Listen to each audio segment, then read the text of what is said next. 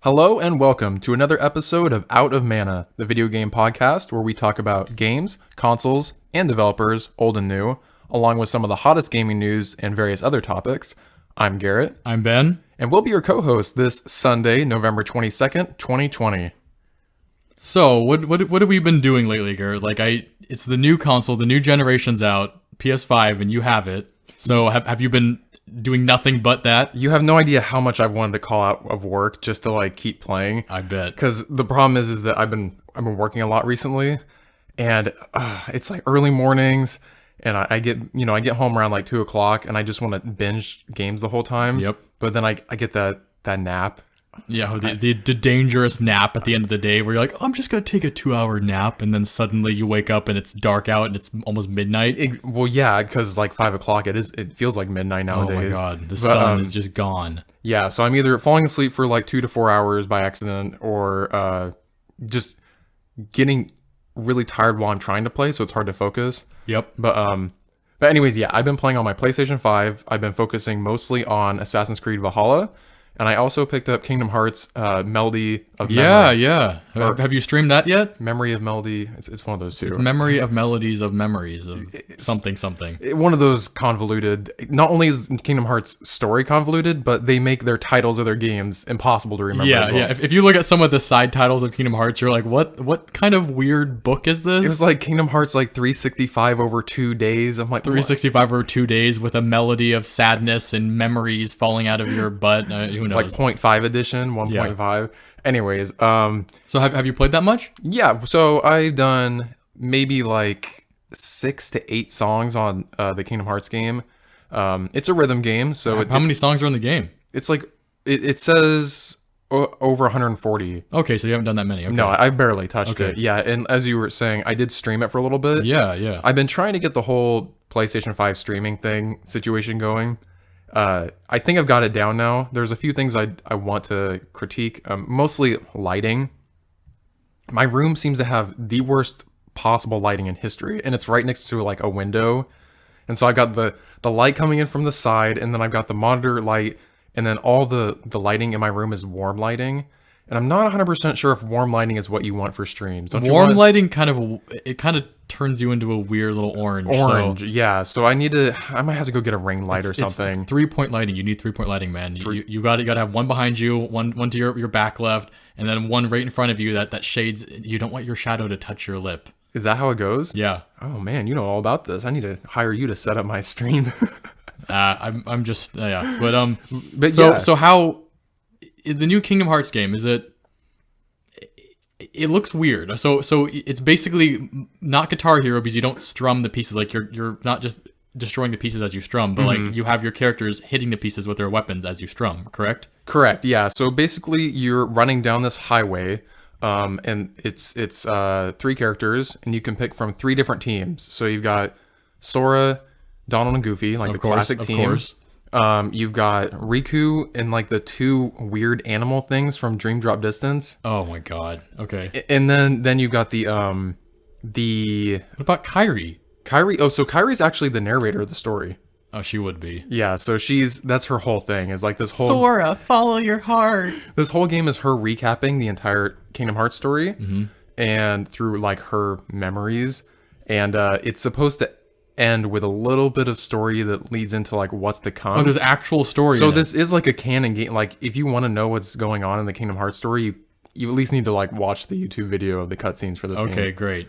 And then the third team you can play on, or you can play is, what are they? The not the nobodies, but what's the other ones? Oh, the villain characters from what was it? There's the blonde chick, the surfer voiced guy. Yes. And I only remember their personalities. I don't remember their names. I feel so bad that I can't remember them, but they're the Organization 13 people. Organization 13. Yeah. So you've got I think Shion, Roxas, and then the red-haired guy. Do you remember his name? He had the surfer voice. That's all I remember. Yeah. And man. He's always got the popsicles to hand out. Yeah.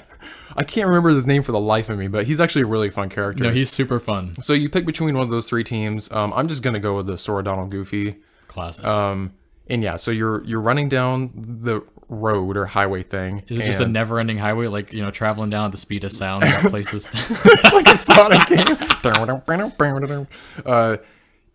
you're basically just, the background is the world, and so like if you're in like Alice in Wonderland, the whole world around you is Alice in Wonderland related, and then I think it has enemies from, actually no, the enemies aren't even related to the enemies that you'd find in that world.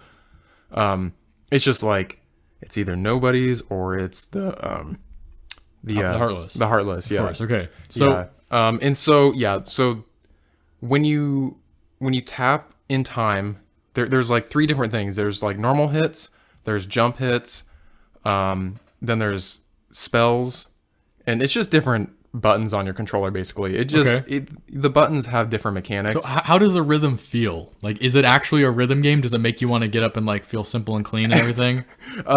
It is fun. I do have to say that they did it pretty well. I'm typically not a fan of these kind of rhythm games where they're like action rhythm games, because the problem with them is it can get really jumbled on the screen. Like if there's a lot of enemies coming, it's one of those where a circle starts big and slowly gets smaller, and you have to press right on time. So like Fable 2 interactive stuff. Yeah, so when you got like 7 enemies in a row and you see like these 7 big circles slowly getting smaller, it's like kind of jarring to time. You kind of have to ignore everything that's going on, and a lot of rhythm games are like this, where there's a lot of flashy things happening and you just have to focus on the timing. And so if you're listening to the music and you get an idea of the placement of the enemies, you can kind of time it properly. Okay. But it is... Does each button control a different character on your team? No. Or they just kind of slash at will? So there's enemies that come down each of their lanes. Yeah. And, you know, if it's in Donald's lane, then he's going to attack it. Tradition? Yeah, he uses this tradition. Tradition! It's fun. I mean, I'm having fun with it. I can see how it could possibly get hard. I am playing on the hard difficulty right now just because I want a challenge. You proud boy. It is, the proud difficulty. Oh my god, Proud Boys. I just caught your reference.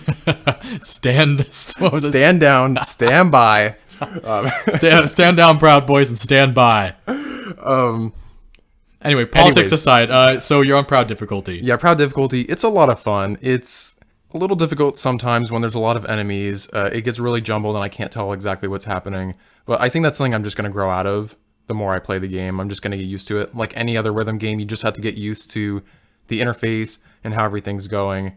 Totally. Yeah, so it's a lot of fun. I definitely plan on streaming the rest of it. Cool. So if you are following us on Twitter or Instagram, check out for when I announce my stream. I usually announce it like an hour or two ahead of time, just because we don't have a set schedule right now because our work schedules are kind of a little different. They're pretty different and pretty heavy, yeah. Yeah. And then apart from that, I've been playing Assassin's Creed Valhalla still. Of course. And I watched a stream on that the other night. I did. I streamed it for like 3 hours the other day. That was some good fun. Finally got to England. Oh, yeah. Oh, yeah. You just sailed right into it and nobody stopped you. Seriously, we're just sailing right in and like, we're just a Viking ship riding past this town. So, and there's like literally a baptism happening in the water. And nobody at the baptism reacts in the slightest to the presence of Viking warships. There are multiple people on the banks of this river that you're floating through, and none of them react even slightly to your presence. Either they're just like, maybe if we don't notice them, they won't see us either. Or they're just like, more Vikings. We're going to get conquered in about 30 minutes. They're like the souls of the dead. They just walk right by. Their eyes like glossed over. They don't even notice you. Like it. I'm sorry, but as much as I like Assassin's Creed, there has been some serious things about this game that has made me go, why are the NPCs and the animations so dead? I was going to say, yeah, go ahead and take it away with some of the things that you noticed about the game that were surprising for a next-gen game. So, this is the next-gen game. This is one of the flagship titles, AC Valhalla. And what I mentioned already with the river and the NPCs on the sides of it, like, a lot of that has been going on where NPCs just seem dead. Like, they don't really react to you very much. And when they do, their reactions are relatively stupid. And so, for instance, like, when you're in a dialogue conversation, if anyone played last Horizon Zero Dawn, like Horizon Zero Dawn, if you played that game, you noticed that a lot, like the game was solid and great and beautiful, but the dialogue was weird. Yeah, those dialogue cutscenes. It felt very 2006, 2008, like Age of Conan Online. Like it was very weird feeling, and this game, Valhalla, really reflects that in a way, like where the the NPCs, the way they move, their animations are very exaggerated and kind of goofy in the sense where they're making a lot of, like, they're moving a lot in a very small piece of dialogue. Like, they're waving their arms around a lot. Their heads and their shoulders are rocking back and forth. It's kind of looks like an old Southern revival. You're not wrong, honestly. And then there's some weird beats in the conversation where, like, someone says something and then there's a weird pause where you're kind of going, is everyone okay? Are you gonna talk back? And then they'll suddenly respond again. And it's like, why does this feel so rough? This is a next-gen game with a lot, I mean, on the new console, and the cutscenes look rough. The game looks beautiful. The gameplay looks okay. The dialogue and conversations and animations, frankly, look a little rougher than I would have expected from a AAA game and a next-gen game. Mm-hmm. Yeah, no, I think those are totally valid points. I've noticed that as well. The weird pauses in the dialogue cutscenes. It's not like Kingdom Hearts 3 level if you play Kingdom Hearts 3 where it's like Hercules. When you walk in and like Phil, he's just standing in the background dead, like a puppet, no longer alive, unable to speak as Meg takes it away. And then like they were telling jokes that were just falling flat and like no one laughed or anything. And that was like, the introduction to the game and it fell flat. Luckily, Assassin's Creed Valhalla is not like that. Yeah, there's just like a few weird pauses where it seems a little poorly directed, I suppose. I'd say the direction, yeah. It feels kind of weird. And like when you went back to the present time from the Animus, the dialogue and the animations again, like the way what's the girl's name that you play as from outside the Animus? Who knows? No one knows. No one cares about. She's basically standard chick with a weirdly macho personality. Number one, kind of like she's just a very default character. You play as her, and the way she runs, like she has this very drunken, like I've just taken a whole bottle of pills and I'm looking for a place to die alone. Like she runs very, very oddly. She's like shuffling, like weird. Yeah, I know what you mean. I noticed that. Again, it's just maybe I'm being a little too picky, but it's next gen game. This is the new game, and it looks a little weird. So part of me is wondering if it's because it is a game, and this is going to be the case for a lot of games for the next couple of years, is they're going to be made for PS4 and PS5. True. And so what that kind of means, in my opinion, is that they have to start with the PS4 because it has to be able to run on there. And then I'm not really sure how game development works or how they... And they're also on the PC as well, right? It is on PC. Yeah. So some of them are going to be like Assassin's Creed Valhalla. Any Ubisoft game is going to be on PC. Yeah. Okay. Which is nice. So... You know, I was going to say maybe it runs better on PC, but this is just a total game. I mean, who the hell knows? Like, I haven't seen the PC version yet. It's a port, maybe, so it might even be worse. I don't know. It does look beautiful, though. The game is very pretty. You can't deny that. Like, when we rode into England... Graphics beautiful. Graphics are very beautiful. You are right. And I've been taking a lot of screenshots lately because it's a perfect game for screenshots. The Twitter is full of screenshots if you guys want to see screenshots. It's full of it. Instagram or Twitter, I'm posting a bunch of, like... The last one I did was... There's like these Roman ruins. Yeah, I saw those, dude. Those looked really cool. It is really cool. I'm glad they were able to reuse some of the assets from Odyssey. That was really cool. You're probably right, honestly. I'm saying that both to be funny and also because they definitely reuse the assets. And okay, I mean England has Roman ruins. Cool. No problem there. You know, I didn't know that. Do you know a little bit of history about that? I just know that the Romans were present in England way back when. Hadrian's Wall is one of the big sites in England to see. It's the old Roman wall from Hadrian the Emperor. Oh, well, I didn't know that. There are some things. I mean, if you go to England, you can see Roman ruins. Just like how if you go to France, there's a lot of Roman ruins in France. Oh, really? Beautiful Roman ruins too. I guess it just goes to show how much the Romans got around. Romans got around. They got everywhere. Around. So not just Italy, not just like little remote places, but like you go to Turkey, you go to anywhere there's Roman ruins, basically on the European continent. And something else I'm realizing in this game is, I mean, there's just all kind of people flooded England at this time. Yes. So there's, I mean, your character in Assassin's Creed Valhalla is from Norway. And then you meet Danish people, and then you've got the Saxons. And then, it's just so many groups of people that are just like coming to this land and taking it over. I didn't realize that there was so much turmoil that was happening where they were conquering this land. And Ubisoft does a really good job introducing these different types of people, and again, their historical context and their ability to recreate historical places is very good. Very, very good. I would have to say every Ubisoft game that I've played, Assassin's Creed, I should specifically say, I've learned so much. Like, yeah, there's a lot of fake stuff. There's in a there lot too. of license taken. Let's. There's some. I mean, the gods and the trippy snake attacks and origins, and I mean, it's all good. It's a game. It's all good. Yeah, they have fun with it, but there is a lot of valid historical education in it. I've learned so much, especially in like the Egypt one. Yeah, that was Origins was a really cool game and beautifully designed, and compared to Valhalla, very, very, very smooth. Yeah, I was gonna say, like, I didn't play Odyssey. I heard it was very good. I've actually heard from a lot of people that they liked Odyssey more than, well, first of all, they liked it more than Origins, and from what I'm hearing, they like it more than Valhalla. It's a little classic, like the setting. I mean, the Greek setting is a little more classic. You can't go wrong with that. I mean, it's just... It's basically Xena in a game, because you even get to fight the gods. I mean, all you're missing is just the 90s actors playing the gods. It's... man, I want to like Valhalla a lot, and I am enjoying it, but there are those small little things which are just like, is this 2020 next gen? I'm like you said, those emotionless moments where they're just like... The characters' eyes just don't look at each other. It's really weird. And these are main characters. These are named characters with...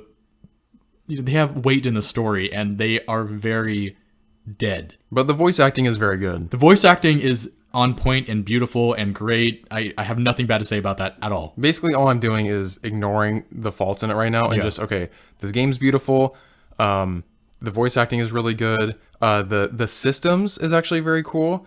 I'm raiding now, which is kind of the whole point of the game. In England? Yeah, you get to England and you're like, okay, let's start building our kingdom, basically. Is it just all pillaging? Like, you get to go in and, like, just, like, rape, pillage, and all that fun? Literal pillaging. Like, you're just riding around in your longship, and the way you get resources for your settlement is basically raiding these monasteries. Okay. So the monasteries have all the wealth in them. So anti-Christian. Okay, nice. Well, a classic Assassin's Creed, Wow. Where the Pope is an alien. Oh my god.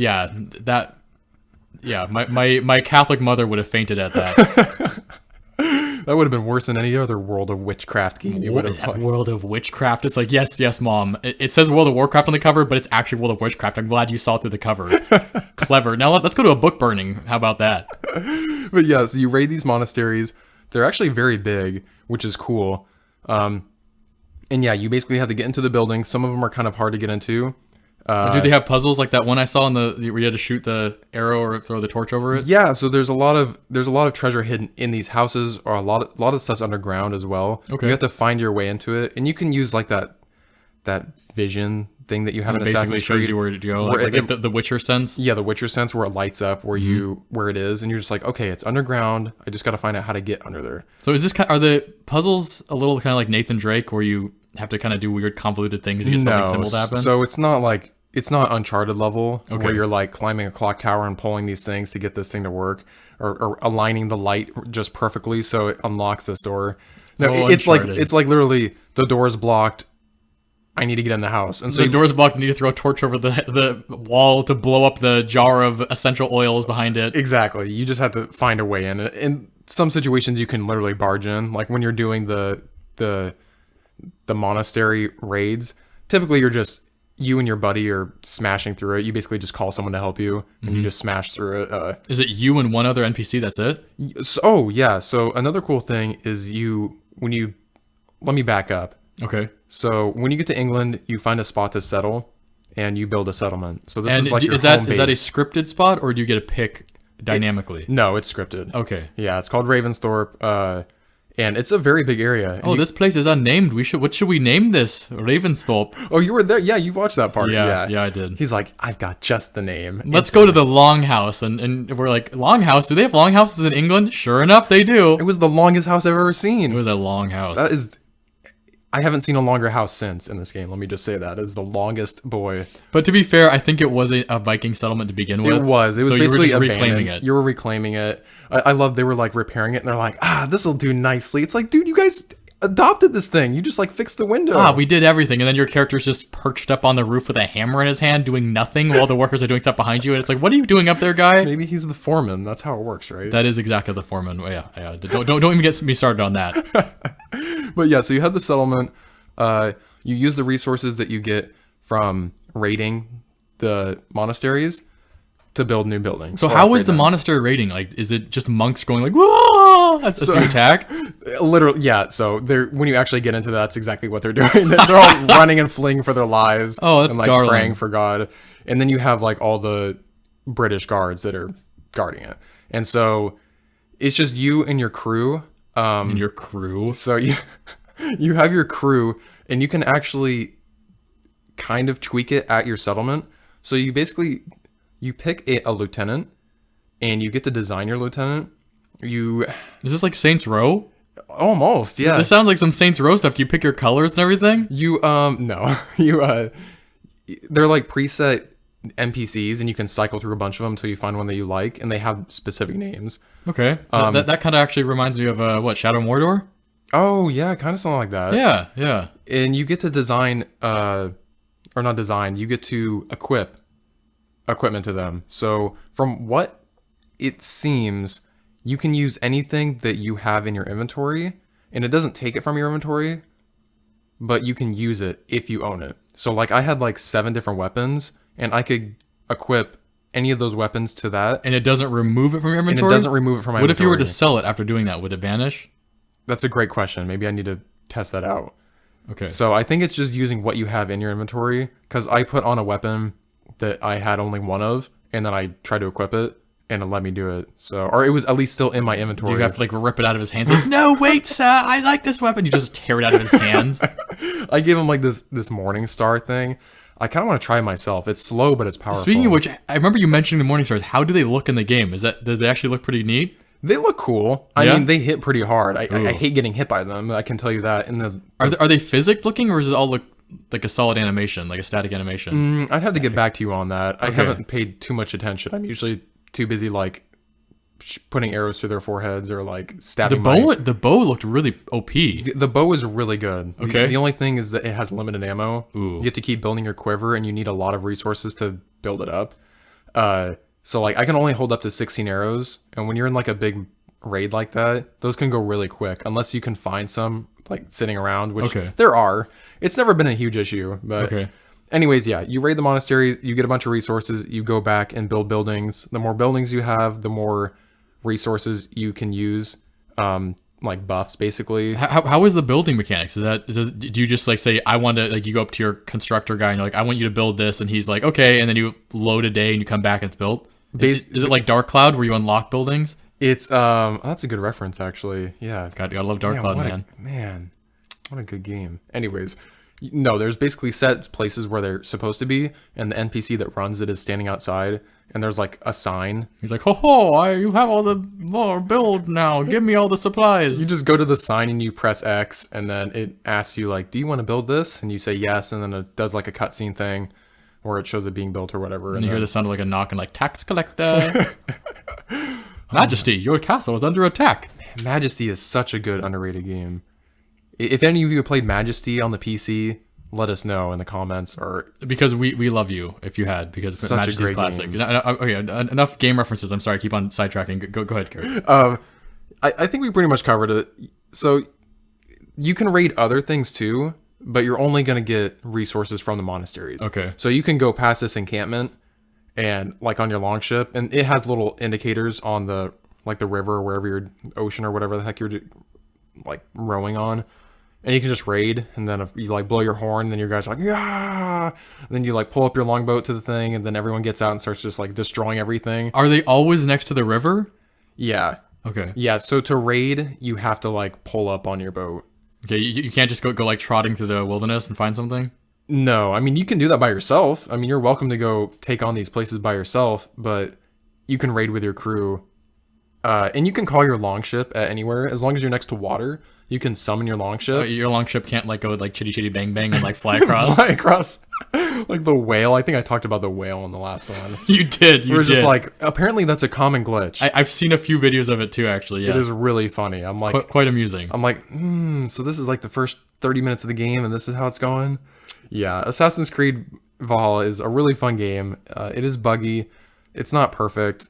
I don't expect perfection from Ubisoft, to be quite honest. They're not known for polish. I fully agree, yes. But they are very good at creating open world games and just fun games. Yes, they are. I think I've talked enough about Assassin's Creed. So speaking of bugs, I've been hearing a lot about the PS5 and the new Xboxes, their performance issues, so to speak. Performance issues? Yeah. Yeah, so I haven't run into anything that's too substantial. Like when I'm playing Assassin's Creed Valhalla, it's supposed to be running at 60 frames per second. Is there a but? 4K. But there's like certain situations where it feels like it's dropping, and I don't have like an FPS counter up in the corner where I'm like, oh my god, it just dropped 59. What? Literally unplayable. I can't even enjoy this game. It's too slow. No, I would say there's been some points where it maybe drops down to like 50, 55. And does this happen frequently? Not to where it's impacting my game. Because I've seen some people talk about it, and they're basically acting like it is unplayable. It's like unplayable? literally unplayable. Man, I don't know what they're playing then, because the only time I really felt it was playing Bug Snacks, where I'm like, okay, one, this is a basic ass game. Yeah, what the hell? Like, this is super basic. I remember watching that and being like, why is this lagging so much? This game has literally the graphics of 2008. Why is it lagging so much? Yeah, this should be running like butter, and it just wasn't. And I don't know if that's because I'm using a 4K display, and True. maybe if I tried this on 1080, it would be running perfectly, but it claims to be able to run at 4K 60 FPS. It does, and it doesn't feel like it. In fact, if I'm not mistaken, on the box for PlayStation, it says it should be able to run like 8K at 30 FPS. You know what I mean? It's the console launch, and I think that's what's going on. Is as a lot of people they're just basically ripping it apart when it's right at the launch of the console, like right at the beginning, and of course things are going to be glitchy. That's why a lot of people have the dogma of don't buy a console until it's been out for a while. I was gonna say, this is the first time I've ever gotten a launch console, and I definitely understand why people are like that, because luckily from what I'm feeling, the hardware is good. It's not a hardware issue. It's either just software bugs. Like I know the PlayStation 5 was having some issues with like installing games where it would like freeze or something like that. If you were playing a game while something was happening. Ooh. Yeah, they fixed it. Okay. But yeah, you run into those things at launch. But I think it's just a game thing, like developer. It probably is. Because yeah, they have dev kits. They get dev kits. They probably had them for years. Yeah. But it's not the real thing. And they're still learning. Like the beginning of any console generation is always going to be rocky. It's not till like the last 2 years of a console's life that the titles released for it start to really fully take advantage of it. Mm-hmm. And on top of that, I do have to mention that this is like a third-party game. Yes. Because I did play Astro's Playroom that, is made. Astro's Playroom literally plays like butter. It plays as advertised. Yeah, it is very, very good. And so I think the catch here is that it's the third-party developers which are creating the games for this, which are having these issues. Because if I eventually play Demon's Souls, I'm sure that game plays like butter. I've heard nothing bad about Demon's Souls so far. It's mostly been Valhalla and I think even Spider-Man. Yeah, apparently Spider-Man isn't super perfect. So Spider-Man has a performance mode and a fidelity. The fidelity for screenshots. So the fidelity looks. You want to get close up those Adidas, man. I know. Rest in peace to the Jays. But how could they? Nike, man. Fidelity is 30 FPS. 30 FPS. Wow. 4K, I think. So I don't know if it's doing the 4K on the performance. So I know it has like the super ray tracing stuff going on fidelity, but the game still looks beautiful on performance mode. I purposely didn't get Spider-Man in the beginning, mainly because I played it on PS4, and I'm like, it's a fun game, but it is just Spider-Man, know. And I feel it's basically Crackdown with the ability to swing from buildings. It's gonna be a fun game, yeah. But I already know what to expect, and it's a new story, yes. But at the end of the day, it's swinging through cities. It's like kind of complicated combat to where it's fun, but the enemies are kind of annoying to attack. So one thing sorry to sidetrack. One thing I noticed in the previous Spider-Man game was you couldn't kill the enemies, correct? You weren't allowed to kill them, right? Oh yeah, they never die. So in this game, do they die? I doubt it. Because I was watching a video and he was literally throwing them off of buildings, and I think one of them flew towards. I mean, he hit a wall really hard and then fell like 30, 40 stories. So if he's not dying, then is everyone a superhero? So I haven't played the last Spider-Man game that came out, so I just saw that you couldn't kill the enemies in the game. You had to like tie them up or bound them up like little beans. So, yeah. Can you kill them now? I mean, do you know anything about that? I highly doubt it. No, how it worked in the last game is if you were on a tall building and you hit them off, like a web appeared and it like caught them. Oh my like a god! little What is safety this, net. Toontown? Like you can't type because you don't want to say anything mean, so you can only say you stink. No, because he's just a neighborhood Spider-Man. He's not a killer. He's not And Batman. when everyone dies, they lose their laugh points and they get sad. They have to go back to the main hub. to be greeted by Mickey Mouse. It's nice name, Warstar. Yeah, I don't think they can die. No. I mean, it looked like they were dying. They and definitely kinda, fall a long way, but I think eventually they get caught by a I don't web. know about Miles. Like, is he a killer? Is he a stone cold killer? Like, I don't know. I don't think so. I think it's the same thing. I'll have to update you if I ever play that game. Okay. One thing that is nice though is that with Miles Morales, the new Spider-Man game, you can either buy it by itself or you can get the Ultimate Edition. Yeah. And so that one comes with a remaster of the 2018 game. Yes, with a new face. Yes, with the new Peter Parker face. Yes. And a lot of other things that they redid. This was actually one of the big reasons I didn't buy this game is because, one, before I play Miles Morales, I didn't finish the first Spider-Man. And so I got halfway through. I was too focused on collectibles and doing all the side missions. I remember you mentioning that, yeah. I like spent all my time on the collectibles, and I know it's like a short story game. Like you can blast through the story in like 8 hours or something like that. Yeah. But I spent all my time doing that. And then in the remastered, you had to start from scratch. So like your save wouldn't carry over from the 2018 version. But they just changed that, right? From what I'm understanding, yeah, you should be able to transfer your PlayStation 4 Spider-Man 2018 save Thank God. to your PS5, and it should carry over. So does that mean you're going to buy it now, or are you could jump into that? I am more inclined to do that now because since I took care of so many collectibles, I can just smash through the story in like a day. Personally, I'd still get Demon Souls before I got that. Personally.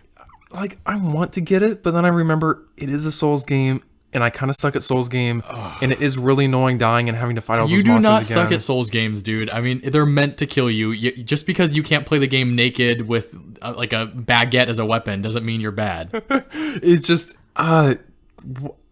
there's something about it that makes me not enjoy it. I think it's just the point where I can spend my entire evening just trying to get past one boss, and like, sure, it feels good when you beat the boss, but then you look back and you're like, well, I just spent 3 hours. I spent my entire night just beating this one tiny portion of this game, and you feel like you didn't get much done, and you're a little frustrated. That's for me how it works with Souls games. To be fair, though, Hades is kind of like that. I know, but it's different. yeah.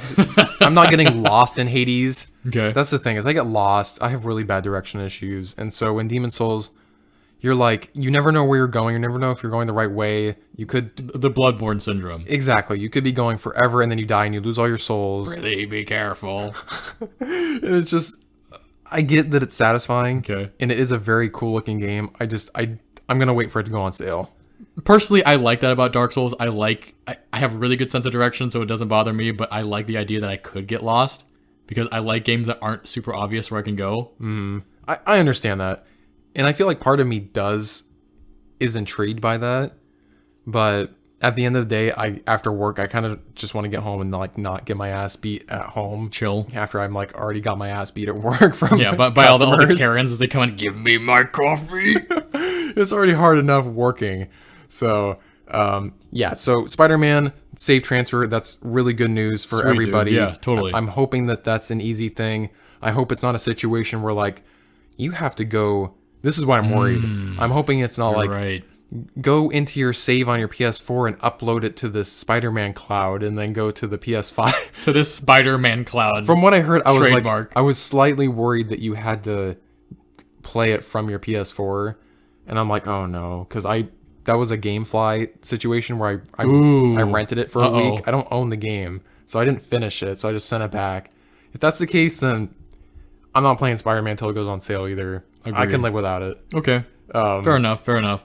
Yeah, anyways, what else is going on in the news situation? Well, speaking of Sony, Yes. I've been hearing also, barring the glitches with the consoles, the new consoles, can't blame them. Sony's also attempting to create a response, an alternative to Xbox's Game Pass, Microsoft's Game Pass. Oh yeah, I heard that. Because Sony's been getting a lot of flack for not having a quote-unquote worthwhile Game Pass subscription when Microsoft's is kick-ass. Yeah, so Xbox's Game Pass is the best deal in gaming by far. By far. Like, honestly, PC, anywhere, like, it is a great deal, and yeah, I can't say enough good about it. It's great. if you play games and you're on a budget, like, Game Pass is the answer to everything. Sony is basically gutting you like a fish, like they're unzipping you with a knife, and Microsoft is like, oh yeah, we'll take $1 and give you everything. Yeah, it's kind of nuts. So, from what I've read, I don't know if it was Jim Reiner, one of the big CEOs over at PlayStation. Yeah. That they are working, or they have news to come about a response to Game Pass. I imagine that's top on their list right now because they're getting a lot of flack for that. If Sony/PlayStation can make a competent response to Xbox Game Pass, I genuinely don't know how Microsoft is going to do, because Sony is already killing it with exclusives. And yes, Xbox has Bethesda now. But they have nothing to show for it yet. They have nothing to show. It's going to be years before they have anything worthwhile to show Yes. for any of their big studios that they bought. So PlayStation's already got the exclusives. PlayStation does have PS Now, which True. is a subscription service, which is more expensive than Game Pass. Yep. And just does not have great games. You- It's like a waste. It's basically it's like paying a lot of money for only part of the content that the other dealer is going to give you. Like, why It's just a rip-off at the end of the day. the titles they have on there really are not that worthwhile, as opposed to Microsoft's, where even just Outer Worlds alone is worth it, much less every other one that they slam at you. Yeah, with Xbox Game Pass, every first-party Microsoft game comes straight to Game Pass day one. And those are brand new $60, $70 games, which are going directly into your, like $6 a month subscription. And you have the option to buy them flat out, but the entire time while you have Game Pass, you can play them for free. Yeah, and yes, they do cycle through. Yes. But And you also get great sales too. Like they offer periodic sales on stuff that's like, for buying it outright, it's killer. yeah, it's really nice. And then meanwhile, PlayStation Now is like, here's 3 pretty decent PS4 games, and then we have a bunch of older, like, the only thing I like about it is that there are like PS2 games. Yes. That you can, like Dark Cloud, for example. I played some Dark Cloud when I got my free trial because I'm like, oh, this is cool. Good old Dark Cloud. But there are no day one first party games coming to PS and their Now. sales are not competitive. Like, they are very mild at best. Like, they're like Nintendo sales. Like, they're very mild. It's like it's like a $4 game off. it's a game that's been out for 3 years, and you get $10 off. So instead of paying $60, you're paying $50, and it's like, really? Like, Microsoft is basically giving their games away. Can you do something about that? Yeah. So if they can do this properly, I think it's gonna be really, really dangerous for Xbox, because that's what Xbox has going for it right now. Yes. Well, the Series X, the new Xbox console, is more powerful than the PlayStation 5. But I've been hearing just as much crap about it as the PS5. So honestly, that doesn't matter right now. So yeah, that is true. But apparently games do look better on it, and the quick resume feature of switching between games That is pretty neat. is like dummy fast. That is pretty neat. That is actually a really cool feature, I've got to say. And apparently when you boot up the console, it's instant. Like, You mean there's not like an Oblivion loading screen? You have to wait for 30 minutes as it plays like the Explore music? well, when getting into games is quick, but I just mean like booting up the console from scratch. Apparently it takes your TV longer to process, like turning on. No. So the Xbox actually has to wait for your your No. TV. So it is very, very snappy, very, very fast. So congratulations to Microsoft on that. This is the future we're living in. We're living in the future right now where the television is slower than the console. Yeah, it's pretty wild. would've thunk? PlayStation's fast too. Again, both of these are miles ahead of them. Yeah. Like Miles Morales ahead. Miles Morales ahead with those superstars as Adidas. Who needs Nike? I'm just so pleased with how fast everything is. And I'm happy to have my PlayStation games. I'm very happy for you because I don't Well, you'll get one eventually. eventually. Honestly, After all the resellers are done hoarding them like Dude. hobbits. and they're selling too. I know That's the because sad people want the product. Like I can blame them for feeding the market. I also don't blame them because the new consoles look awesome, And glitchy as they are, whatever bugs they have, like you want to buy one. So if they're only being resold by scalpers, then what choice do you have? Yeah. Oh, and I will say, back to the Xbox and PlayStation thing. Okay. Like, Xbox is doing really well, looking great, snappy. But guess what the Xbox doesn't have that the PlayStation has? The covers, right? No. Well, that... Where you can't pull off the side panels and put on little fancy printed ones that look like wood grain. No, it's the controller. The DualSense controller is so game-changing. Yeah. I mean, Again, that jetpack where it's like...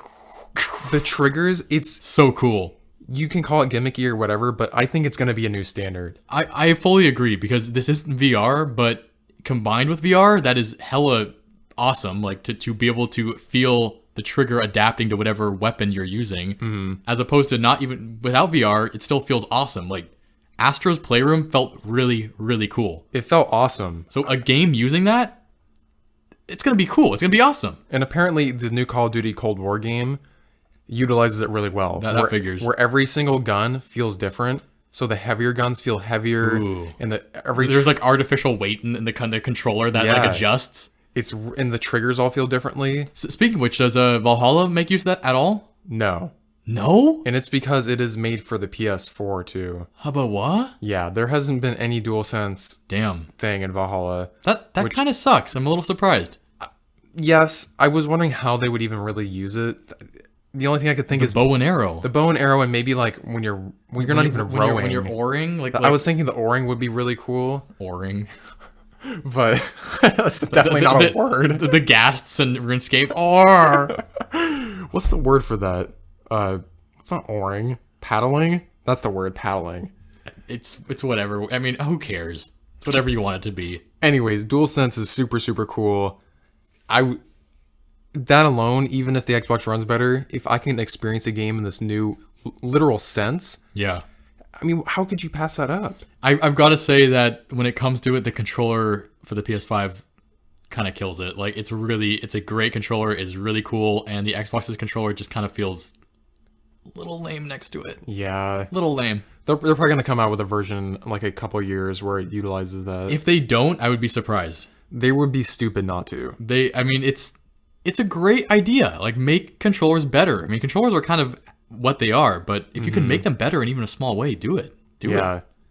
Well, speaking of Xbox as well, we mentioned a little bit earlier that they own Bethesda now. Oh yeah. I remember they announced for Bethesda titles, right? Yeah. So from what I read, and this could change again. This of could, course it could. If Sony could do something and they're like, okay, F you guys. NVM. Yeah. But the plans from Microsoft is that they don't plan on keeping a lot of the big Bethesda games exclusive to just Xbox. Because which that's is the what big we were worry. theorizing earlier, was that what would Microsoft do with the Bethesda franchises? Like, would they keep them exclusive? Because that would be awesome for them, but horrible for the market. Yeah, with huge games like the Elder Scrolls. So by the sounds of it, they're probably going to continue letting Elder Scrolls, Fallout, probably Wolfenstein, and maybe some of their other titles out for the free market. Because, I mean, they own Bethesda. They want Bethesda to make money. Yeah. So, but more than likely, at least what I think, is that they're going to take some of the more unique titles from Bethesda and make them exclusives. I could definitely see that, where Bethesda's making new IPs. Yeah. Just for What is it, Starbound? Or Starfield. Starfield, that's it. Yeah. So Starfield, I could definitely see them keeping that just Xbox only. It's going to be really cool, whatever it is. Maybe it won't. I don't know. But if they can make that exclusive, that will give people a big incentive to buy their console. Yeah, and I think that's the best opportunity for them because it's a new IP. Yep. Which is perfect. And it's by Bethesda, which people are basically married to. If it's a killer game, if it's like Elder Scrolls level, Witcher, Cyberpunk level, where it's that popular, that can literally be the face of the Xbox. Like, buy Master Chief. It sure hell can. Starfield, this is where you want to be. Yeah. Because I just think it's too late. There's already been 5 Elder Scrolls games, and they've all been like cross-platform as far as I know. So other if, than like if PC. Microsoft announces that they're going to allow the Bethesda games to be cross-platform, I would very much assume Elder Scrolls is going to be in that category. Yeah, but what I think Microsoft is going to do, they're going to make the game play best or the most enjoyable experience They would. on Xbox. They would. So I'm thinking exclusive DLCs, Maybe the game simply just runs and looks better or plays better. I remember years ago the comparisons between the PS3 and the 360 were like, which one does the game run better on? I think it was either Oblivion or probably Skyrim, and everyone's like, oh, it runs better on PS3, but like now Microsoft can change that. Yeah. I have a feeling that's how it's going to go. There's going to be a lot of exclusive content. I mean, that would be in my opinion, that would be the best way to do it, is make DLCs exclusive, because sometimes those are the best parts of Elder Scrolls games. Totally, the horse armor. The horse armor, yeah. Yes, the horse armor was the best part about the game for me. Like, that was a game changer, literally. Could you imagine if that's the only exclusive? Plays best on Xbox. Plays best in Xbox with horse armor. Horse armor. What, you're gonna play it on PlayStation and have no horse armor? Chump. But if they could come out with like a whole new section of the game that's only on Xbox, dude, that would make enough people want to come to the Xbox. They don't want to miss out. Completely. I'm thinking that would draw the crowds, literally. Like Shivering Isles on Oblivion. Oh. Could you imagine if that was only on Xbox? So yeah, joking about horse armor, but Shivering Isles was an awesome DLC. And with Morrowind, Blood Moon, and Tribunal, I mean, great DLCs, but Shivering Isles blew them out of the water. Like, Shivering Isles was, like I said, awesome. It was a great DLC, and if that was only on one console, sure as hell I would have bought that console to play that, dude. It's funny you mentioned the Morrowind ones, because I remember I had no desire to play Morrowind until there was the Game of the Year edition or whatever that had both the expansions. Yep. I was like, okay, I can be a vampire or a werewolf now. And of course, like, 12-year-old me is like, oh, werewolves, dude, vampires. Blood Moon. That was like perfect timing with like all the vampire stuff was happening. All the vampire stuff was happening in the early to mid 2000s, at least back then. Blood Moon was a great expansion pack. I mean, my favorite was Tribunal. I like that one a little more. Mournhold was kind of a better place to explore. Soul Slime was pretty cool, but I preferred Mournhold. But the werewolf thing and the vampire thing was fun. Very, very fun. Because vampires and Morrowind were there in the vanilla game, but they were kind of, oh no, you contracted, vampirism. You're going to die. You basically just can't be in the sun. So whenever you go in the sun, it starts damaging you over time. And contracting was very easy because there was a lot of vampire dens, and they would just, like, yeah, and like bite you, and then you were contracted. It's like, oh great. The werewolf thing though was probably the better thing. Like that was a really cool expansion pack. And again, like I mentioned, if these things had been console exclusives, Morrowind or Shivering Isles, I would have bought those consoles because back then I was a huge fanboy, and a lot of people are still fanboys for Elder Scrolls. Yeah. If they make those console exclusive, they're going to sell. I was going to say, some people play video games just because of Skyrim. Yep. Like, Skyrim is... Some people still play that daily, and that came out in 2011. Yeah, that's a 9-year-old game. That was before I graduated high school. I'm old now. Thanks for reminding us. Yes. Yeah, man. That did before high school. That's scary. Yes, and Skyrim's still being peddled like a hot ware. I mean, I know, it's still sold for like $40 plus. I remember I was gonna buy it the other day because it one of those situations where I never really explored Skyrim all the way. Maybe I'm sure it's only like $15 at this point. Nope. It was like special edition $60. It was like $40 or even more, I think. It does go on sale for very cheap. Yeah, then you have Todd Howard in the background like cackling on top of Mount Doom. So Skyrim is a great game, but personally, Morrowind and Oblivion are superior to it, and Skyrim does not deserve to be peddled the way it's being peddled. It's an awesome game, but let it die. It should be free at this point. It should be free. Okay, so moving on from that, what else we got here? So let me see. Oh, dude, 007. Did you read that? Oh, yes. Okay, so IOI Interactive, who makes the Hitman series, great series, very, very fond for me, is now making the next 007 game. Yes. Which, I don't know about you guys, but that is incredible news to me because great company, very, very good at what they do. And 007 is a franchise that needs to be, I mean, the movies are aside, but for the game franchise, it needs to be revitalized. And I am very stoked for that. Yeah, when I saw that news, the first thing I thought of was, oh my God, Ben's going to be so excited. Because I think it's for a lot of people, GoldenEye, going back all the way to GoldenEye, that was a big title for people. On the N64, playing GoldenEye was a very good memory. That was like one of the first first-person shooters, right? That was pretty much the, that was, you're right. It was a lot of people's first experience with that. and it was such a cool game, and people binged the hell. It was like a multiplayer game. People loved playing with their friends and their siblings. GoldenEye controls really roughly now, but I still love it. It's very fun for me. And like I mentioned in one of our other podcasts on the PS2, Agent Under Fire. Yes. Love that. We played that one a lot, I know. Yes, we did. And you play as Malprave with her like balloon head, and you know like you go up to Zoe with your like judo chop, and her head bobs back and forth and she dies. Like many fond memories with that game. I love them because they don't take themselves seriously. They're always very silly. They do. Yeah. They because you had Pierce Brosnan back then, and he was very suave and I guess debonair is the word you want to use that word, but he had a certain hokiness to him that he wore it kind of like a badge on, and it worked. In his movies, he was kind of hokey, but he was still played the part so well, so well. Like not as goofy as Roger Moore, but still very well. And to have him as the character in the games, he still did that. Even if he wasn't voice acting it, his personality still came across as very goofy at the same time. Like, yeah, it was an Agent Under Fire. I think it was in the first level where you come up to like an area where it's like a loading dock, and there's some kind of, I want to say it's a forklift, and it has a bunch of like gas tanks next to it, and there's an enemy or something next to it, and he goes up to it and it zooms in on the gas tanks, and he's like, fireworks, and you shoot it and it explodes, and it was so goofy. And even as a kid, I thought that was hilarious. And as an adult, I still find it hilarious. I can just imagine that with like the cheesy like PS2 graphics. And it's fireworks. Like it was hilarious. And that line has stuck with me because of that. I'm so excited to see this because, Hitman games are, you literally play a Hitman. Yep. It's stealth action, kind of puzzle based too. Yes. So I'm very curious because 007, yeah, it's stealthy. You're a spy.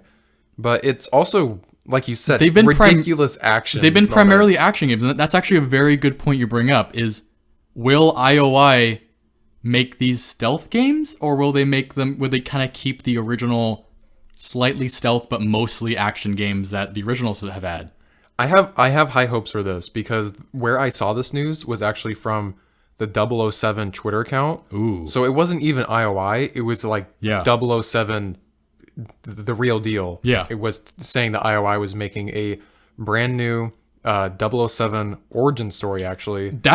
Origin. This is supposed to be an origin story game. Yes. So I could see this possibly being cinematic.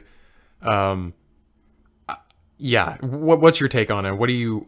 So, there's a lot, like I mentioned, like you had brought up the stealth thing. Like that's a concern because I love the Hitman series, but it works for Hitman. There's a lot of stealth games is kind of what I'm getting at. There's a lot of stealth titles right now. They're not my favorite. And they were really cool back when they were getting fresh and new. Like when Splinter Cell. When the original Assassin's Creed came out, Splinter Cell, of course, MGS, like all those game titles they're very good, but there's a lot more like them and a lot of copycats, and I'm kind of a little tired of sneak games. I'd love a new action game just like the original 007s. Yeah, so what would you want from this game that your favorite 007 games in the past have? Okay, one thing, because Hitman is a third-person game. Yes. One thing I fully expect and want from this is for it to be first-person still. I feel like there would be an outcry if it was third So person. if anyone has played Everything or Nothing, that was a late 007 game as far as 007 games go, and it was third person. It had third person. I mean, you and I played it, Garrett. Remember we played the co-op version of it, which was, like, ooh la la, I died. Oh, that was that one. Yes. Okay. So it was third person, remember? Yep. It was still a great game. Very, very fun game. Very fun. But I want first person. I want to hold my little, like rappel phone that goes like, I want to hold that.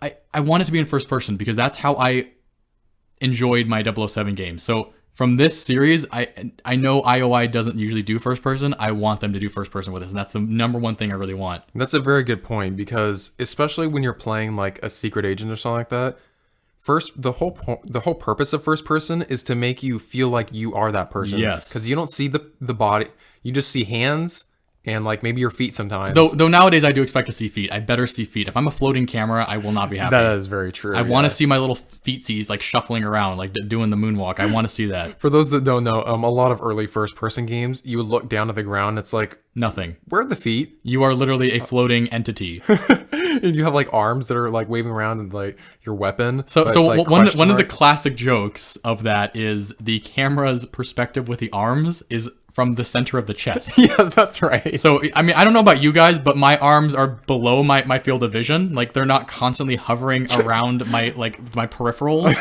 So, in video games, when you have a first-person game, even still currently, they've adjusted it better, but they still kind of do it. Your your eyes are basically on your chest, you know? Like you look down, my eyes are down here, not up there anymore. That is such a funny, because I totally forgot that was the case. Yep. Like that perspective where it's like, okay, either the eyes are down on the chest or they're holding their arms and their weapons like up in front of their face and shuffling around like that. That was a meme a while back, and it was very funny because, yes, extremely true. For this game, though, for the new 007 game, first person, like I said, Okay. hopefully an action game. I love stealth. Like some of the early 007s had some stealth action to them. Great, but I want it to be... You can choose between the two, and I want it to be very smooth. Because I don't want it to have to be stealth where, oh no, they saw you, you failed. Oh no, they saw you, like you have to go turn off the alarm. Like, Yes. I don't want to have to do that. Like, I don't want this to be perfect Dark Zero where I have to always turn off the damn alarms. I want this to be a game where I can rush through and kill everyone, you know, fireworks, or I can sneak around and, you know, strangle people with piano wire if I wanted to. That is perfect. Exactly. That's exactly what I want from this game, because I have very little patience with sneaking games. Yeah. Especially ones that are like 30-minute puzzle ordeals where if Yes. you fail once, it's like, alarm Speaking goes of off. the puzzle thing, yes, 007 games, I mean, you might remember, had a little bit of puzzle to them. But not much. Not too much. It was mostly go collect this key card or whatever and, you know, put it through and, or like, you know, oh, you have to go to this room to find the item you need or something. You go in, she's like, these are private quarters, you know, Malprave. But, you know, I would hope just to have that. Yeah. I'm sure I'm going to like whatever they do, even if they don't do something I'm specifically saying now, but I really want another 007 game like Agent Under Fire, GoldenEye, or Nightfire. Mm-hmm. Great series, and I would love a title like that again. So it is an origin story, and again, I'm not like a huge 007 fan, which is why I was asking your opinion on it. But I've only seen a couple movies, but apparently Casino Royale is the origin story of 007, right? Yes, technically yes.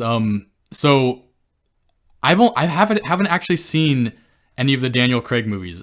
I didn't like Daniel Craig as 007. Okay. And as someone who was a big 007 fan when I was a kid, I refused to accept him as 007. So, you know, not my agent. What's wrong with him? Not my agent. What's wrong with him? So this is a very tired argument. I fully accept that, but 007 should be smooth and suave and not look like Daniel Craig looks like he was hewn from rock. Like, it looks like someone went up to a massive piece of granite and just hewn him from it, carving this 8-headed, like, Daniel Craig, like, golem, and they're like, you are now 007. You are now our 007. We don't care if you are suave or anything. You big hulking brute are 007. The previous incarnations of 007, Pierce Brosnan, Roger Moore, and of course Sean Connery being the main ones. Mm-hmm. They weren't big guys. They were more or less lithe, very agile, and very, very like smooth. Mm-hmm. Daniel Craig is a great actor.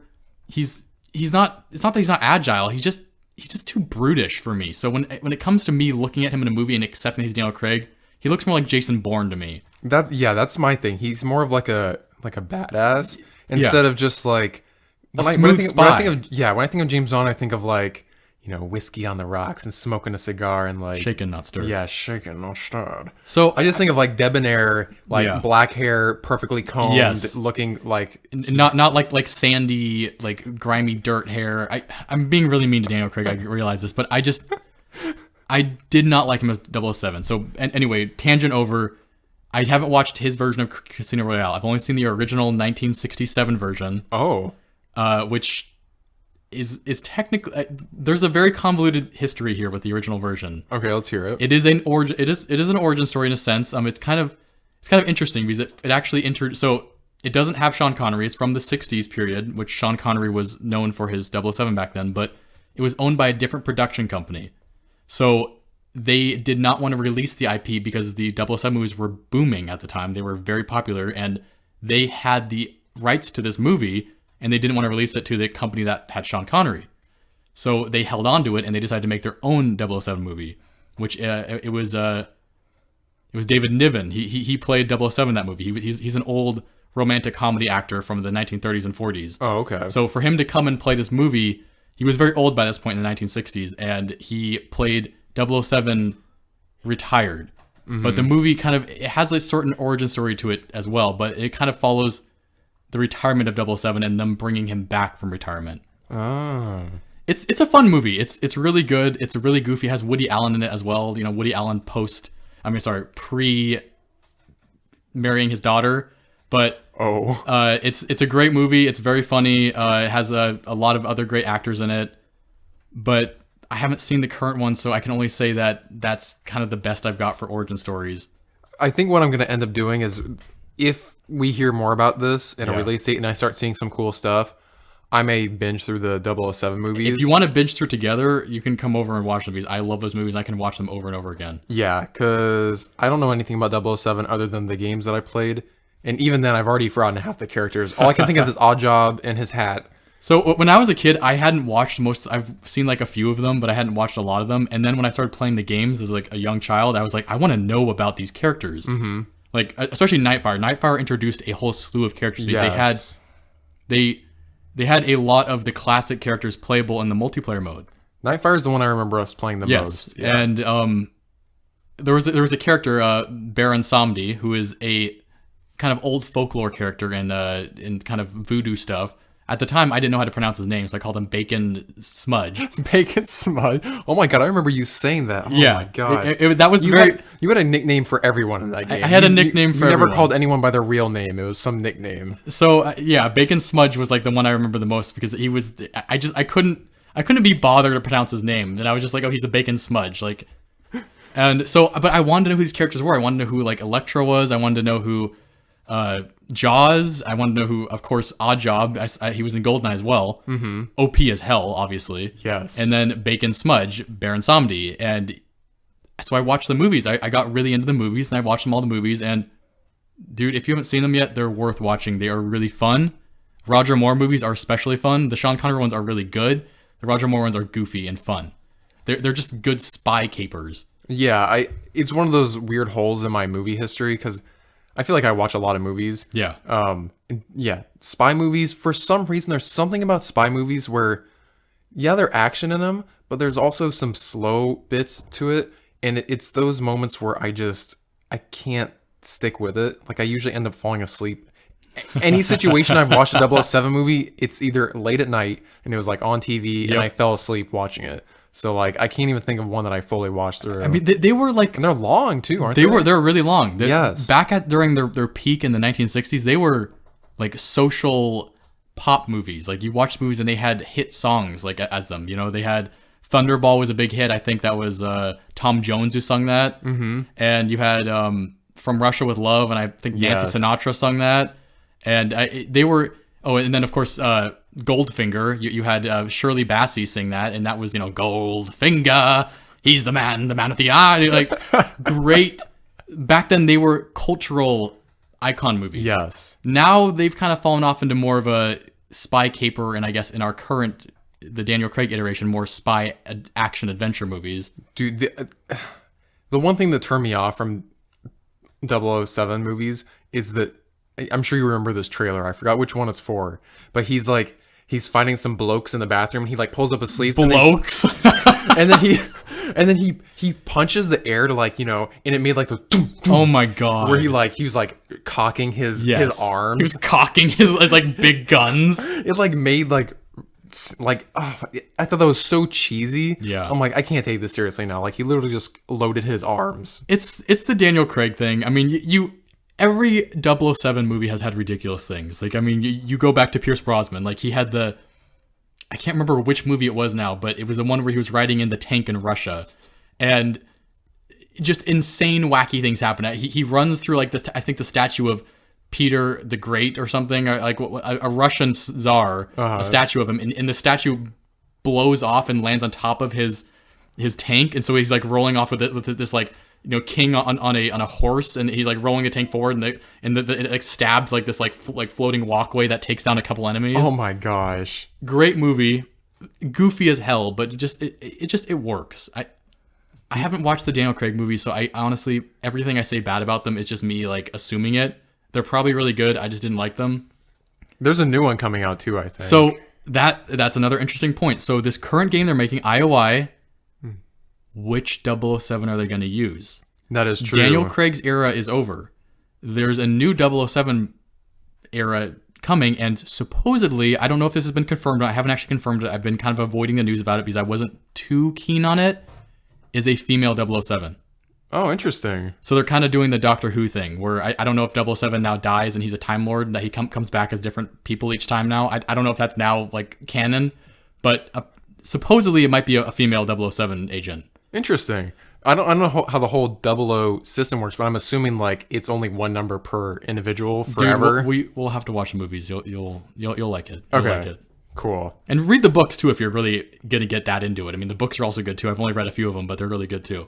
Cool. Yeah. Now I'm kind of like, I actually want to go watch these things. After you like explain the statue thing, I'm like, that's so ridiculous. I have to see this now.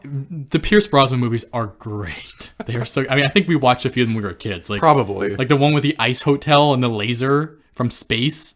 Okay, I haven't seen It that. sounds goofy, but it's fun and it works. It's very early 2000s, late 90s, like very, just great. I'm excited to see that one now. So yeah, so the new 007 game, I'm really stoked for it. IOI Interactive is a great company. They did Kane and Lynch. Oh yeah, they did that. So Hitman, Kane and Lynch, great series, and they have done very good by them. Mm-hmm. I'm pretty stoked. I'm very curious which 007 they're going to use. If they're going to use the new one, potentially yes, because that would be the most marketable. Mm-hmm. I'm excited. I'm very excited. I would assume so, because since the Twitter post was by 007, I would assume that they're going to use a 007 that we all know well. Yes. Because they want to build the brand. Personally, I would love like a Sean Connery or a Pierce Brosnan, of course, even a Roger Moore, or maybe even one of the lesser knowns, but who knows? The new one might be really cool. Maybe it's not going to be landscape, Terraria, Daniel Craig type character. Maybe he's going to be another suave guy, or it's going to be a female 007 who's going to be really cool. I don't know. We will have to see. Well, let's end it off with a wonderful celebration. Yeah. Something that means a lot to us, because this is where a lot of... I feel like this is where gaming really took off. This for is some us. classic moments from us. So today is the 15th anniversary of the Xbox 360. And man, was that a good console. So good. So many memories with that one. So for this last segment of our podcast, we're going to be reminiscing a little bit of our favorite games and moments of the 360. So right off the bat, Ben, what game do you think of when you think of 360? That's a tough one. The first thing that pops in my mind is Cameo.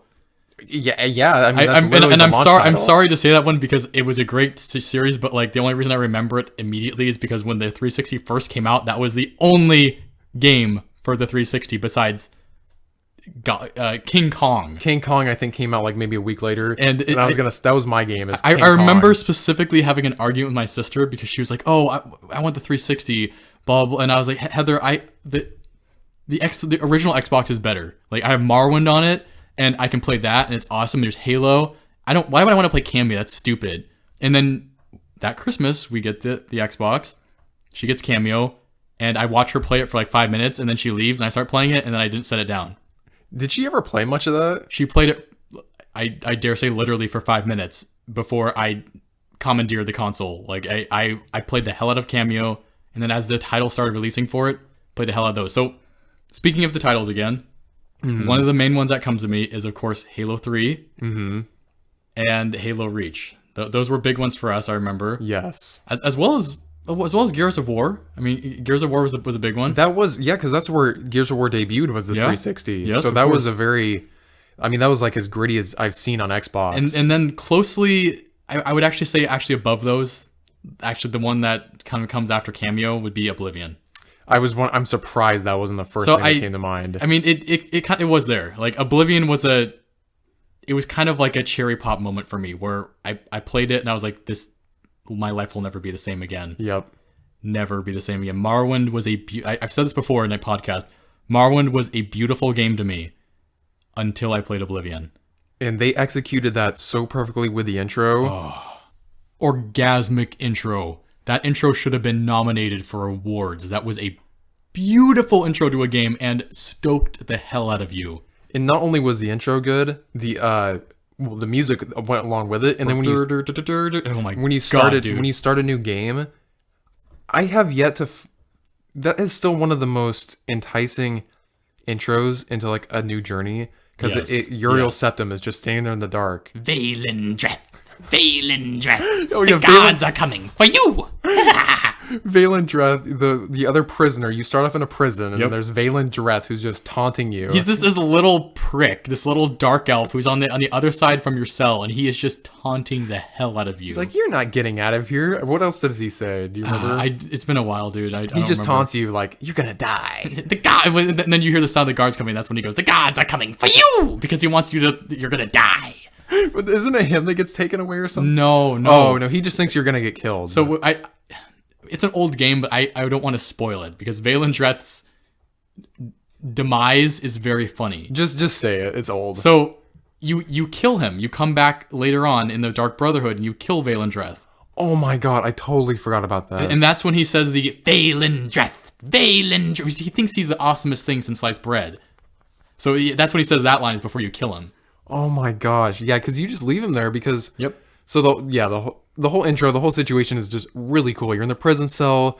The Emperor himself comes to see you because he thinks you're special. So when you first start the game, so you go through the awesome movie, the orgasmic movie, as I said, and then it just abruptly cuts into like suddenly this like pudding face is in your face, and it's like character creation. Oh yeah, it throws you into character creation. It's this randomly generated pudding face looking person. Because the graphics back then looked awesome, and it did not look like a pudding face back then. But now you look at it and it looks like a melting wax face. It looks like Madame Tussauds had like a heat wave. So you do that, and then the guards are coming for you. He announces you're gonna die, but the guards do come, and instead of coming for you, they come into your cell and they bring the Emperor, Uriel Septim himself, who is voiced by Picard. You remember that? Yeah. It is a great scene. He comes and he's like, "You, I've seen you. Let me see your face. You are the one for my dreams." He makes you feel so special. Yes. Right in the beginning. Like there hasn't been a game where I felt so unique and special to like have one of the greatest people in the game come see you in a prison cell and tell you how special you are and what you like. He basically tells you your fate. He basically says that you are the one for my dreams, and he's come to find you because of that. And as a kid playing this game, it is a very, very dramatic and effective moment. It makes you feel awesome. Yeah, and then of course the events that follow, etc., etc. You basically have to do this prison escape through these sewers, and it's very interesting. And he expires halfway through, and you get the Amulet of Kings that you have to then deliver to his bastard son or whatever. I forget why the son exists, but you have to deliver that to him, and thus the story goes on. The Oblivion Gates. Oh god, Close shut the jaws of oblivion. Such a cool game. That game was awesome, dude. The more we're talking about this again, I just think of how cool it was. Like, yes. You're in this big open world, and like you said, there's these gates literal from hell that are opening up. It's very Doom-like in a way, yes. And they pop up in the world, and you can enter them to close them. You like basically go into hell, into oblivion. Yes. There's all these terrifying demon creatures, and you have to like destroy the Daedra. The Daedra. And so the Daedra were in Morrowind, but they were not even remotely as scary as they were in Oblivion. Like Oblivion upped the ante of scariness of the Daedra for sure. Just such a cool, because you've got your own thing going on, and then you just have these Oblivion gates. Yes. There's like literal demons after you go to Kavach. World. Yeah, after Kavach gets destroyed. So, anyways, one of the points of Oblivion that I'll just mention to end it is that the graphics are great. You go through the sewers because you're in the prison. You meet the king. He and his guards take you to the sewers to escape. And when you exit the sewers is like the quintessential Oblivion moment because you exit into the open world.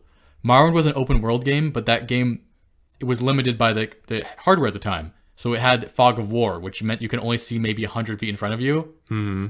In Oblivion, it had land. You could see LOD in the. You can see the land in the distance. You could see the mountains. You could see trees. You could see buildings in the distance because the technology allowed it now, and it looked awesome. So you walk out, you exit the sewers, and you just see this lake spreading out in front of you, and a white, like a stony, mossy ruin in the distance, an Aelid ruin that looked awesome. It was Vilverin.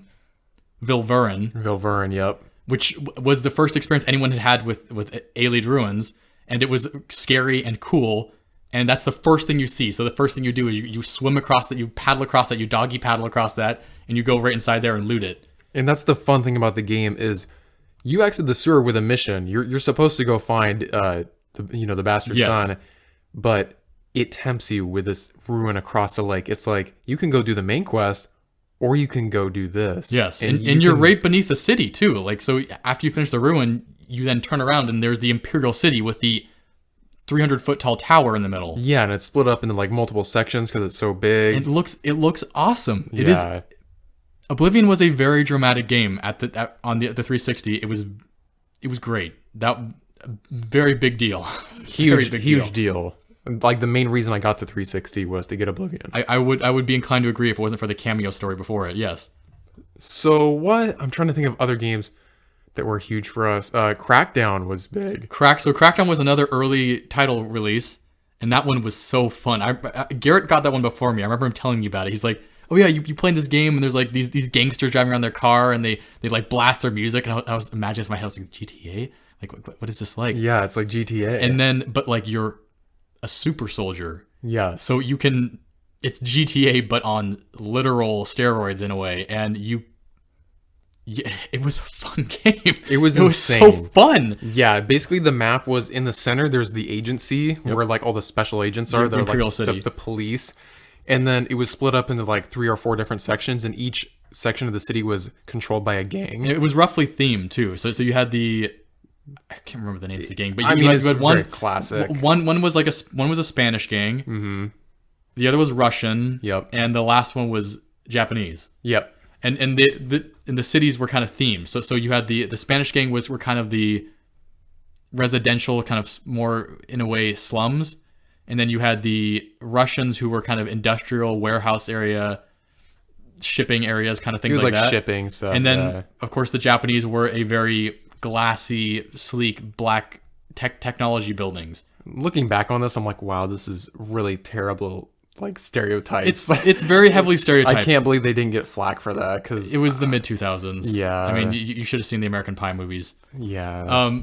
Great game. That game was so fun, dude. And if only Crackdown 2 and 3 didn't kill the series. Because the fun thing about this game is, yeah, you were a super soldier, but you started off not that special. Yep. And you acquired power-ups throughout the game, like by defeating enemies. Like if you punch them, you would get like strength kind of stuff. So how you defeated your enemies gave you experience in certain areas. It was a really cool concept. And then you would level up these tiers. And I think even the jumping, like the more you jumped and ran, you got more experience. And eventually you get to this point where you're like able to jump over buildings.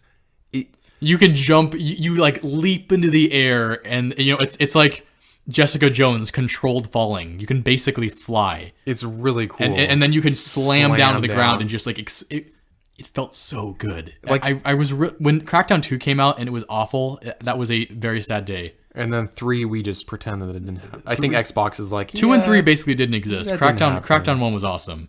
What else is good? Let's see another. So maybe this is more for me, but Fable 2. Fable, of course. Yeah. So Fable 1 was Xbox original. Correct. Great title. We've already talked about Fable a little bit. Fable 2, I was a huge fan of Fable, so I followed the hell out of the development of Fable 2. I literally checked every single morning to see any news. That. And then when it came out, it was a little disappointing. They promised more than they delivered. But the game was still really good. It was still fun. Really good. They added a lot of really cool mechanics to the game. The graphics were just beautiful, as Lionhead was known for doing. Music was the really music fun. Was excellent. I think my favorite was the graveyard in that game. It had this very like dramatic, like violin, like cello. It was beautiful. I'm gonna go home and listen to that, like put that on before bed. And Yes. listen to the Fable 2 soundtrack. Fable 2 was a great game, and it was kind of unique for the time because the ending was it was a fake out ending. So you start off the game and you encounter the villain who basically kills your older sister and sends you on the mission, this revenge mission that happens like years later after that once you get older. Mm-hmm. And then you encounter him again at the end of the game. And spoilers ahead, I'll just tell you because it's an old game. This is just like Oblivion. It's an old game, but he's now an elderly old man, and you expect him to rise up in like, you know, Dark Souls where he like spreads out and has like 30 legs and his face blossoms open with teeth.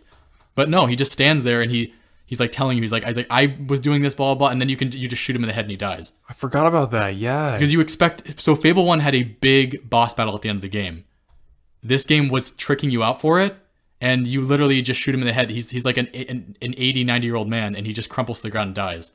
And the game is over. Man, you're right. I totally forgot about that. It was a lot of people hated it because the first game set a precedent, and a lot of people did not like that this game deviated from it. And I fully understand and agree to a certain extent, but it was a very emotionally charged moment in the game, and I think it was excellently executed. You know, no pun intended, because you executed him. Man, now that you mentioned that, you're right. And I almost wonder if you maybe told me what happened, or I saw you do it before I did it myself or something. You might have seen me do it because I don't think because I feel like I wasn't super surprised by it. Man, yeah, I love games that end that way. Yes. Personally, I'm all for it. Yeah. If it fakes me out and I fall for it and it does something I don't expect, kudos to them. Yes. Like, I don't need a great big boss battle to make me feel good about myself for beating the game. Yeah.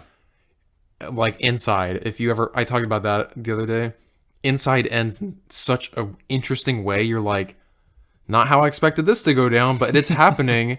Cool. And you end the game and you're just like, like it makes you think. I like that, and that's kind of, I mean, Fable 2. I'm not gonna say it was the best ending ever, but it to me it landed very well, and I really like that title. As much as it didn't meet expectations, the game I enjoyed it a lot, and I really appreciated it, and I replayed it a lot.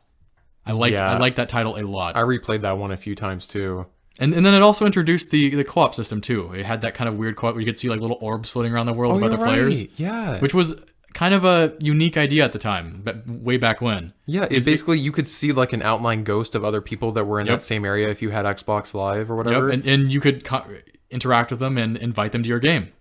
Man. And they would join as a quote-unquote henchman. And yes. It was a little rough, a little, you know, not quite what you expected it to be, but it was still a cool idea. It was a cool concept to add to the game. Yeah, you don't... Back then, you didn't expect much from Xbox Live on online. Like, honestly, all that was for was Halo. It was online, basically Halo, Call of Duty and Halo. And Gears of War. There wasn't like online co-op stuff you were expecting. So Fable, which is a single-player RPG, including that, was very innovative for the time. Yeah, it was very cool. And then the game also had the dog. You had your dog companion, which that's right. Which was a big seller for when they were announcing the game's development. They're like, oh, you have your dog, your faithful companion, who your little pet pooch pupper who does all the stuff for you. He finds treasure. In the preview videos for the game, the dog looked a lot better because you had Peter Molyneux sitting there with his legs crossed and his little shirt saying, oh, the dog, and he does this. And when you aim your gun at an enemy who has a ranged weapon, your dog goes for the melee enemy instead to help you. And when you aim your weapon at the melee weapon, your dog goes for the ranged. Your dog was basically dumb. When the game came out, your dog literally could not find its own ass. Yeah, I remember it being it was fun to have it, but I didn't expect anything from that dog. The implication behind the development was that the dog was going to be very intuitive, very smart. He was not. Your dog had basically been hit in the head with a brick very hard at some point in its life. It could not think very well, and it did not think very well, and it turned out to be more of a nuisance. But I just remember it kept running for treasures. I'm like, yes. I don't care. But the idea of it was really cool. It was very beautiful. The dog was very pretty. It was very cool. It was still a very cool idea, and I liked that they tried. And it's one of the reasons Lionhead's dead. I mean, to be honest, because Lionhead just had one too many failures. Yeah. They were way too ambitious. Peter Molyneux being the mostly responsible one. I wonder where he is at now. Is he even? Where is Peter Molyneux? Is he hiding out in some like Russian tomb? Like, where is he? Usually with these big developers or like directors of whatever, they end up going and making like their weird indie studios where they make these games. Is that what he did? I think he was basically banished. Like, he basically got banished after Fable 3. Maybe it was before Fable 3. He was banished because people were just like, "We're tired of you, Peter Molyneux. We're gonna kill you if you continue tired of your lies. If you continue promising things." Personally, I like Peter Molyneux because I liked the way he thought. Mm-hmm. But I could definitely see why people hated him because I hated him when Fable 2 came out and I was like, my dog is not smart. Why is my dog so useless? I was very mad. Yeah, the developers were like, Molyneux, shut up. We can't actually pull this off. Stop. We have a time limit. Stop talking. It's not nowadays where like devs can just keep pushing it out. Oh, just kidding. We're going to come out. Delay. It's basically like where people expect a game to not be finished when it comes out. Back then, it had to be Fable done. 2 was kind of one of the first of its kind in the sense where it just came out and everyone's like, is there more? is there more? Oh, so this is it? Anyways, very good game. I know we're bashing it, but... No, I love that game. I'm bashing it just because being realistic. But yeah, no, Fable 2 was a great game on the 360. I loved it a lot. Yeah, I think we hit all the big ones. I would say Oblivion, Fable, and Halo. Yeah, I mean, we could talk on about Halo and again, Gears of War. Yep. I know a lot of people hated it, but I got Perfect Dark Zero for the 360. I was a big fan of Perfect Dark when I played it on the N64, so I got Perfect Dark Zero, of course. I wasn't a fan. I liked it, but I mostly liked it for the multiplayer mode, not the story mode. That was fun, yeah. The multiplayer mode was fun because you could get these like mech bodies you could climb in, you could float around the map on them, and I found them hilarious. I mean, that's just kind of fun stuff at that time. So Perfect Dark Zero was a shitty game, but I liked it. I would like to see them bring that back. I remember it fondly, and yes, it's another franchise that let's question mark. Where is this at? Let's bring it back, please. Yeah. So I think we'll wrap it up there. I mean, we could talk about 360 for literally forever. Just like the PS2, it's another very fondly remembered console. Yeah. Yeah, I think we'll end it here. Thank you again for listening. We appreciate everyone that's been listening to the podcast, whether it's on like a podcast platform like Spotify or Apple Music. And now that we're on YouTube, we're seeing that we are getting more viewers, which is really awesome. We appreciate all you guys listening. It means a lot. And if you like it, please give us a like and please share. Yes. Or again, leave a comment. We would love to hear what anyone thinks about what we say. If you disagree or agree or just want to call us stupid, we would love to hear from you. Yeah, we love seeing the comments. We love people who are reaching out to us and telling us what they like. And share, yes. If you are enjoying this, it would mean a lot to us if you share it. And if you are listening, subscribe to the things that we're doing because it shows us that you guys are enjoying it. Yes, so, and it gives us an idea of what to do next and possibly what to continue doing. Yeah, exactly. Tell us what you like. Tell us what you want us to add. You can find us on Twitter and Instagram at pod out of mana. That's POD out of mana. We're also on Twitch with Out of Mana Plays. And then the YouTube is just Out of Mana. You can just search us on YouTube. And then we also have an email. So if you guys want to send us an email or just do it that way, we have podoutofmana@gmail.com. Yeah, so you know where to find us. Let us know what you think. Yes, thank you very much. Thank you so much. Hope you filled up your mana. We'll catch you next week.